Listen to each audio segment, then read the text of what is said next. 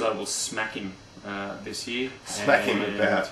I think PK, he talks the talk. It'll be interesting to see if he can walk the walk, but I think Alonso's true class will shine through and he'll teach the young fellow a thing or two. Well, Max, no doubt we'll do a video where we give our predictions and also talk about the teammates, you know, before the season starts. Max. All right, ignore what I just said then, you didn't hear that. No, but that's your early call, mate. Oh, it's an early call. So, and the other one, mate, is Honda. We'll finish off talking about Honda. Ross Brawn's been talking this week, as has Jensen actually. What? Jensen's made more comments to the press? Well, Jensen's happy that the car's drivable.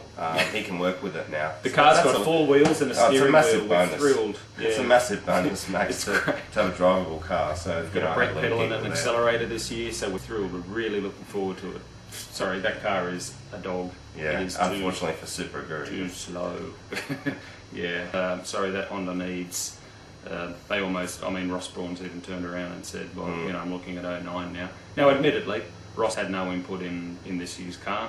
It's his first year there. So 09, he will have stamped his influence on the car as well and the team by that time.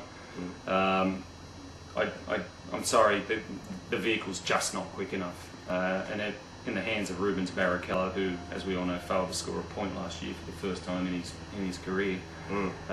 His comments were, "Oh, we fixed the braking problem from last year," and it's like, anything else you fixed? Like the speed differential with the other teams? Anything else, Ruben? Engine? No, but the brakes are pretty good now.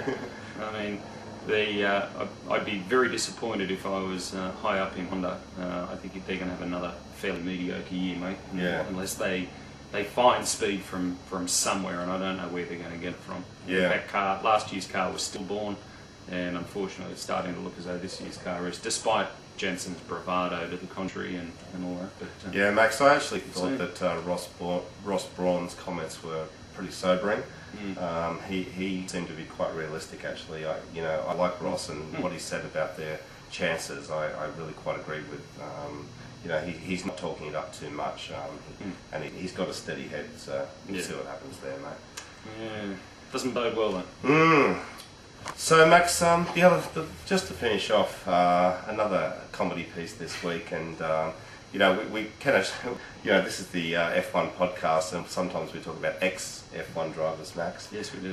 So we're going to have another little finish off with Ralph. I slept so much better in the week knowing that Ralph had signed with DTM.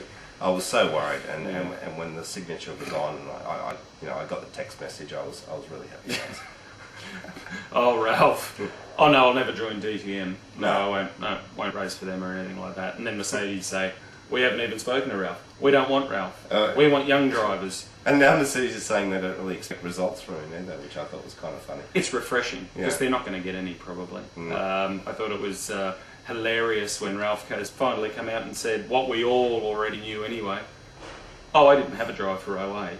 Oh, that was shocking. But who'd have thought? Massive shock. I just didn't want to be bothered at the end of the year with all these questions, so that's basically why I lied. And it's like, no, you didn't have a race. We all knew that. He wanted to have a quiet end to the season. I thought that was hilarious. So thanks, Ralph. Yeah, and he did a favour to VJ Maglia, who's a friend of his, by testing the Force India. I did it as a favour, not because I wanted to see and was desperate, but got smashed by everyone else that was racing for the seat as well.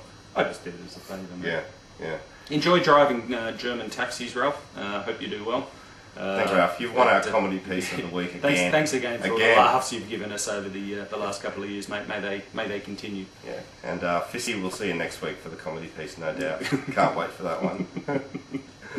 All right, Max. Well, that's all we've got for this week. We haven't got anything else on our list here. No, it's just testing. Yeah, it is, but it's only 3 weeks to go, mate. So it's pretty exciting. Cannot wait. Yeah, and actually, we're not going to Grand Prix in Albert Park this year. But we have got some video ideas which we're going to do over the Grand Prix weekend, because of course we've got 3 days of TV coverage, which is unprecedented, Max. Yeah, which is what you guys would be used to, of course, but poor old us down here in Australia, we get 2 parts of nothing really as far as coverage is concerned. We'll be lucky to get the race normally. But when they put on the Australian Grand Prix, we get a full weekend of action, so it should be good. Yeah, and we've got some ideas about some videos that we'll do over the weekend, because you know, basically, there's nothing else going on, Max. You know, girlfriends, work, whatever. We're just park in front of the TV. Everything's cancelled. Well, as it should be for you guys as well. I mean, it's just, it's great to have the season starting in Australia, and we'll see what happens with that, Max. 3 or 4 weeks away, and then we're back into it. Oh, yeah. It's been a long off season, as I'm sure you'd all agree. Alright guys, well as always, thanks for watching, and please leave us your comments about anything we've spoken about, and we'll see you next time. Okay guys, bye. Okay, bye.